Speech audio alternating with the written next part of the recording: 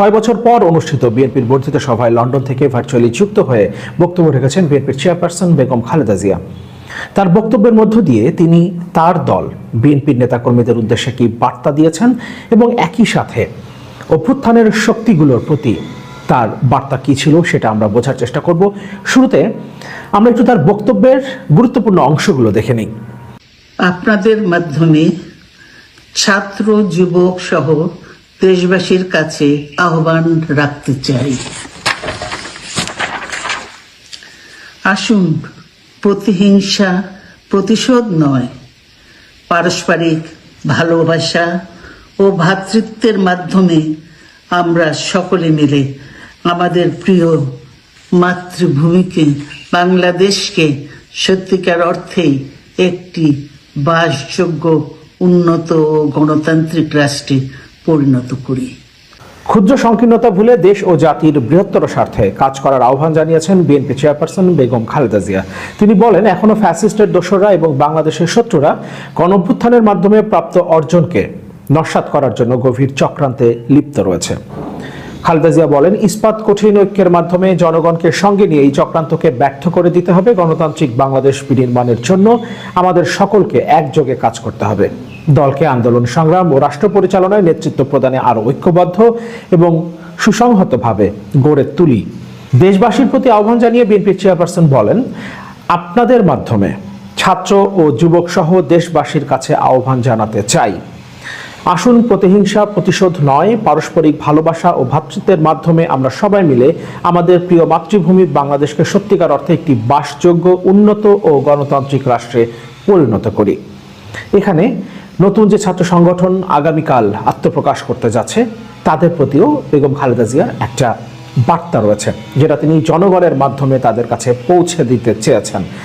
জুলাই গণঅভ্যুত্থানের শহীদদের প্রতি শ্রদ্ধা জানিয়ে খালেদা জিয়া তার বক্তব্য শুরু করেন। তিনি বলেন, আজ দীর্ঘ 6 বছর পর আপনারা আবার একসাথে ফ্যাসিস্ট মুক্ত বাংলাদেশে একত্রিত হতে পেরেছেন, সেজন্য আল্লাহর কাছে হাজার শুকরিয়া আদায় করছি।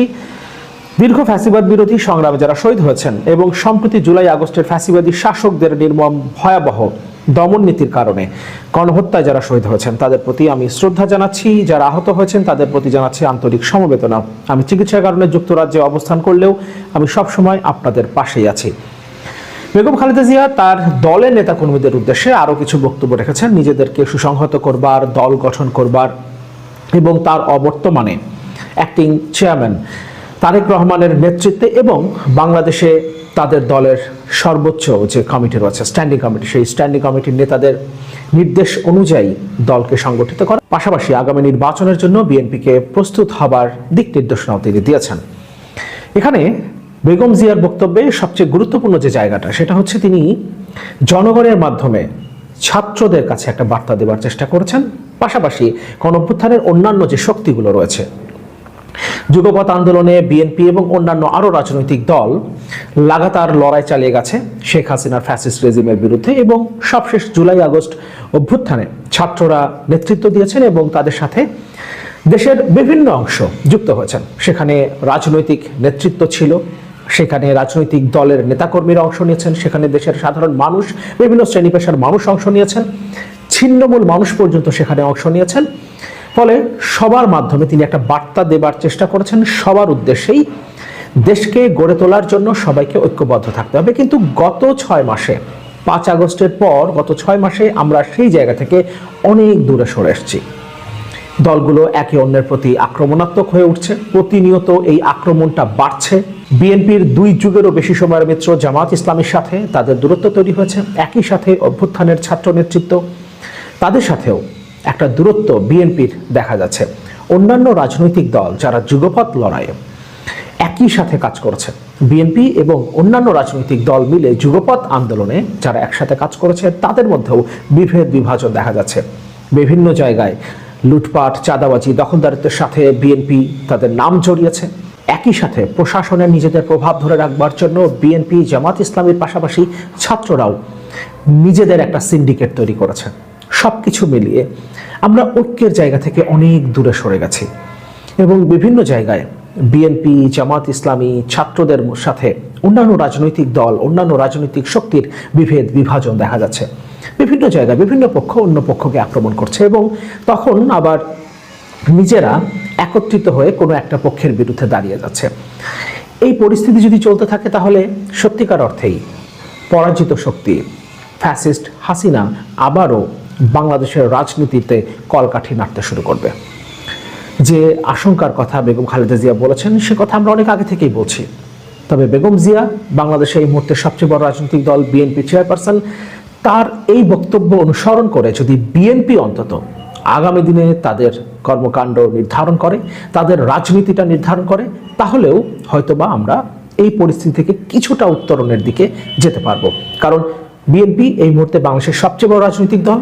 তারা যদি বিভেদ বিভাজন ভুলে লুটপাট দখলদারিত্ব চাঁদাবাজি ছেড়ে সত্যিকারের রাজনীতি, জনগণের জন্য যে রাজনীতি, সেই রাজনীতি, একটা কল্যাণকামী রাষ্ট্র প্রতিষ্ঠার জন্য যে রাজনীতি, সেই রাজনীতি, নতুন বাংলাদেশের স্বপ্ন যে রাজনীতির উপরে দাঁড়িয়ে আছে, সেই রাজনীতি তারা শুরু করে, তাহলে বাংলাদেশ হয়তো নতুন করে একটা দিশা পাবে। পাশাপাশি অন্যান্য রাজনৈতিক দল এবং বিশেষ করে ছাত্রদের প্রতি তিনি যে আহ্বান জানিয়েছেন ঐক্যবদ্ধ থেকে দেশকে গড়ে তোলার, ছাত্রদের নতুন সংগঠন সহ অন্যান্য রাজনৈতিক দল সবাই মিলে যদি বাংলাদেশকে গড়ে তোলার সিদ্ধান্ত নেই, তাহলেই এই অভ্যুত্থান সত্যিকারের বিজয় অর্জন করবে। অন্যথায় এতগুলো মানুষের জীবনের বিনিময়ে, এত ত্যাগের বিনিময়ে আমরা যে বিজয় অর্জন করলাম, সেই বিজয় ব্যর্থতায় পর্যবসিত হবে। বাংলাদেশের সর্বস্তরের মানুষ, বিশেষ করে তরুণ সমাজ আজ এক ইতিবাচক গণতান্ত্রিক পরিবর্তনের জন্য উন্মুখ হয়ে আছে। ক্ষুদ্র ক্ষুদ্র সংকীর্ণতা ভুলে দেশ ও জাতির বৃহত্তর স্বার্থে আমাদের কাজ করতে হবে। এখনো ফ্যাসিস্টদের দোসররা এবং বাংলাদেশের শত্রুরা গণ অভ্যুত্থানের মাধ্যমে প্রাপ্ত অর্জনকে নস্যাৎ করার জন্য গভীর চক্রান্তে লিপ্ত রয়েছে। ইস্পাত কঠিন ঐক্যের মাধ্যমে জনগণকে সঙ্গে নিয়ে এবং চক্রান্তকে ব্যর্থ করে দিতে হবে। গণতান্ত্রিক বাংলাদেশ বিনির্মাণের জন্য আমাদের সকলকে একযোগে কাজ করতে হবে। দীর্ঘ ফ্যাসিবাদী বিরোধী সংগ্রামে যারা শহীদ হয়েছেন এবং সম্প্রতি জুলাই আগস্টের ফ্যাসিবাদী শাসকদের নির্মম ভয়াবহ দমন নীতির কারণে গণহত্যায় যারা শহীদ হয়েছেন, তাদের প্রতি আমি শ্রদ্ধা জানাচ্ছি। যারা আহত হয়েছেন তাদের প্রতি জানাচ্ছি আন্তরিক সমবেদনা। আমি চিকিৎসার কারণে যুক্তরাজ্যে অবস্থান করলেও আমি সব সময় আপনাদের পাশেই আছি।